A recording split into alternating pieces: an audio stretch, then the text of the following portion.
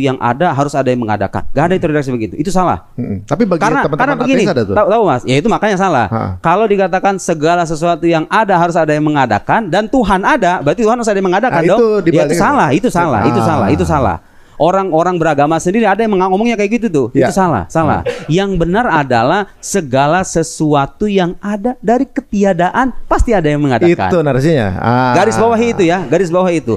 Dan sekarang Mas, kalau kita tanya sama para saintis, untungnya sekarang kita nggak perlu repot-repot untuk mengatakan alam itu ada dari ketiadaan. Saintis modern sudah membuktikan itu, alam itu ada permulaannya. Tadinya dia itu nggak ada gitu loh. Kemudian dia ada, berarti ada awalnya dong. Nah, kalau ada awalnya, ya sudah Anda lihat saja fenomena alam sekitar. Ini ada bangunan, tadinya nggak ada, kemudian ada. Ya masa kagak ada yang bangun sih? Saya nggak pernah lihat loh sama yang bangunan ini. Saya nggak pernah ketemu, nggak pernah ngelihat, nggak pernah salaman. Tapi nggak perlu nanyain juga. Tapi rasio gitu. Rasio saya dan rasio kita semuanya yakin sepenuhnya bahwa ini bangun pasti ada yang bangun. Ya, betul. Nah, boleh nggak nanya? Oke, siapa yang mengadakan pengada bangunan itu? Yang mengadakan bangunan ini siapa? Yang menciptakan? Itu boleh nanya begitu.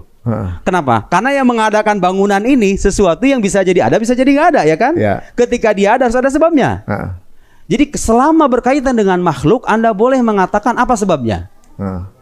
Ada kebakaran, apa sebabnya? Ada orang sakit, apa sebabnya? Karena semuanya itu termasuk sesuatu yang mungkin secara wujud. Bisa jadi ada, bisa jadi nggak ada. Ketika dia ada sebabnya. Tapi itu pertanyaan nggak sah Anda ajukan kepada sebab utama yang kita sebut sebagai Tuhan itu. Karena secara rasional sudah kita buktikan bahwa tasalsul mustahil. Kalau tasalsul mustahil berarti harus ada sebab yang menjadi sebab utama yang tidak disebabkan oleh yang lain, dan dengan keberadaannya lah segala sesuatu yang ada dalam semesta ini benar-benar ada dan tercipta, dan dialah Allah Subhanahu wa taala. Main cause itu ya jadinya ya. Sebab utama first cause first cause. Jadi kalau kita sekarang ya mungkin banyak juga ya yang tetap itu terserah ketika kemudian nanti menyaksikan ini kemudian punya pertanyaan lain lagi, cabangan itu kan ya mungkin itu proses ya Ustaz ya gitu ya. Mungkin beliau ketika ngopi itu kopinya tiba-tiba muter sendiri jadi kopi sendiri kan gitu kan. Nggak mungkin. Kayu gitu kan angin puyuh jadi bangku gitu kan ya. Mungkin akan di kehidupan sehari jangan-jangan begitu Ustaz. Ya. Ada satu pertanyaan lagi Mas. Tahu nggak di antara bantahan sebagian orang-orang ateis itu apa? Oke, Anda mengatakan Tuhan itu sebab alam itu menjadi ciptaannya. Berarti kalau alam nggak ada, Tuhan nggak ada dong. Boleh, gitu kan? Boleh.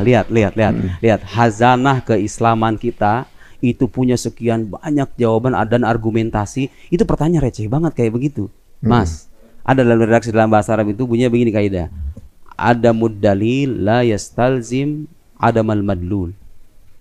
Jadi ketiadaan bukti, ketiadaan petunjuk itu tidak berkonsekuensi pada ketiadaan sesuatu yang ditunjuknya. Perhatikan gini Mas, nih saya berikan contoh yang sederhana banget. Kalau sekarang misalnya anggap ini sebagai sebuah ruangan tertutup ya, tiba-tiba kemudian muncul asap. Artinya kan dari asap ini kita bisa menyimpulkan bahwa ada api di dalam. Bisa jadi. Betul nggak? Ya, bisa jadi. Kan artinya asap ini menjadi penunjuk akan adanya api kan? Ya. Tapi sekarang saya nanya, kalau nggak ada asap, apakah Anda bisa memastikan kalau api itu nggak ada?